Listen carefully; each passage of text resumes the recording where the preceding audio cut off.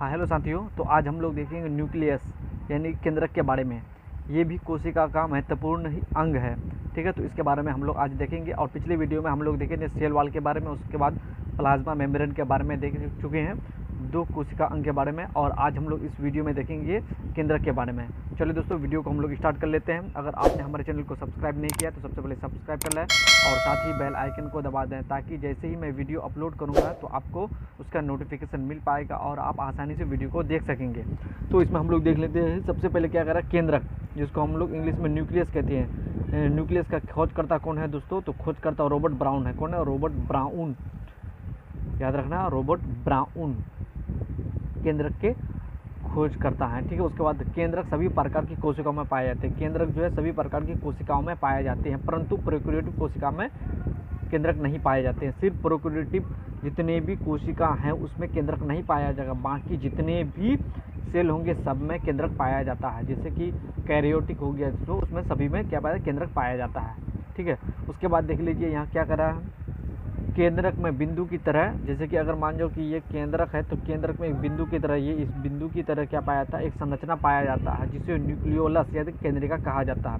ये पूरा केंद्रक हुआ और केंद्रक के अंदर जो एक बिंदु है इसी को क्या बुलाया जाएगा दोस्तों, न्यूक्लियोलस यानी कि केंद्रिका कहा जाता है। ठीक है, उसके बाद देख लेते हैं आगे क्या कर रहा है।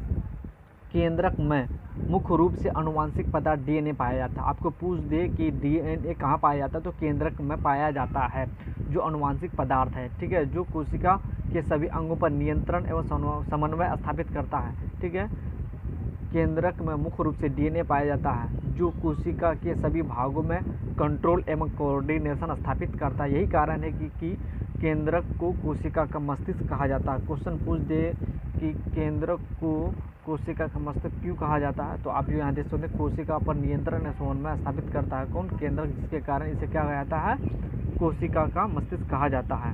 ठीक है, ये बहुत इंपॉर्टेंट है। उसके बाद देख लीजिए, ये नोट में मैंने लिखा है यहाँ और इसको भी याद रखिएगा। उसके बाद ये देखिए, केंद्रिका यानी कि न्यूक्लियोलस में आरएनए पाए जाते हैं, जो प्रोटीन के संश्लेषण में उत्तरदायी होते हैं। ठीक है, प्रोटीन के संश्लेषण में उत्तरदायी होती है तो आरएनए पाए जाते हैं। केंद्रक में ही क्या पता आरएनए पाए जाते हो जो प्रोटीन के संश्लेषण के लिए उत्तरदायी होती हैं। ठीक है, उसके बाद देख लीजिए यहाँ क्या कर रहा है, केंद्रक के अलावे माइटोकॉन्ड्रिया, केंद्रक के अलावे माइटोकॉन्ड्रिया और लवक यानी कि प्लास्टिड में डीएनए पाए जाते हैं, जो कभी कभी देखा जाता है। ठीक है, जो कभी कभी देखा जाता है। पूछ दे कि केंद्रक के अलावे और डीएनए कहाँ पाया जाता है, तो माइटोकॉन्ड्रिया या हरित लवक, अगर कहीं लिखा हो तो हरित लवक, ये भी सही है दोस्तों। ठीक है, ये क्वेश्चन एसएससी का पूछा गया है कि डीएनए केंद्रक के अलावे और कहाँ पाया जाता है, तो माइटोकॉन्ड्रिया और हरित लवकों में पाया जाता है। ठीक है, उसके बाद हम लोग देखते हैं, ये चौथा हम लोग देख लेते हैं एंडोप्लाज्मिक रेटिकुलम। ये भी कोशिका के महत्वपूर्ण अंग है।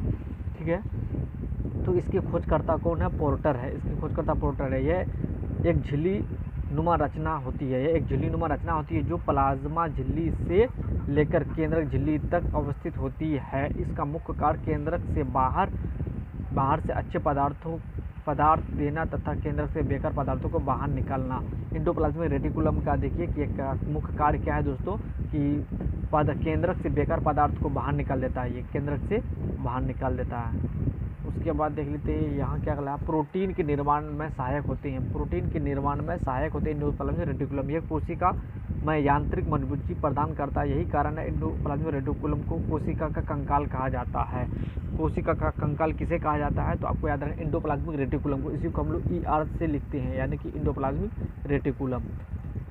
उसके बाद देख लेते हैं यहाँ क्या कह रहा है, कुछ एंडोप्लाज्मिक रेटिकुलम पर यानी कि EP पर बिंदु की तरह रचना पाई जाती है। ठीक है, मान लो कि कुछ बिंदु की तरह ऊपर रचना पाया जाएगा तो इस बिंदु नुमा रचना को राइबोसोम कहते हैं और इस एंडोप्लाज्मिक रेटिकुलम को रफ एंडोप्लाज्मिक रेटिकुलम कहते हैं। ठीक है, तो अगले वीडियो में हम लोग देखेंगे राइबोसोम के बारे में देखेंगे। तो चलिए दोस्तों, आज के लिए इतना ही। अगर हमारे चैनल को आपने सब्सक्राइब नहीं किया तो सबसे पहले सब्सक्राइब करना और साथ ही बेल आइकन को दबा दें, ताकि आने वाले वीडियो का नोटिफिकेशन आपको तुरंत मिल सकेगा। अगले वीडियो में हम लोग देखेंगे राइबोसोम के बारे में। राइबोसोम क्या होता है, तो 5वां ये हो जाए कोशिका अंग हो जाएगा। ठीक है, तो चलिए दोस्तों, मैं दो करके ले रहा हूँ इसमें। जैसे कि आज हम लोग 2 देख चुके हैं। आज पहला देखे हम लोग केंद्रक यानी कि न्यूक्लियस और दूसरा हम लोग एंडोप्लाज्मिक रेटिकुलम देख लिए। इसमें 2 देख लिए।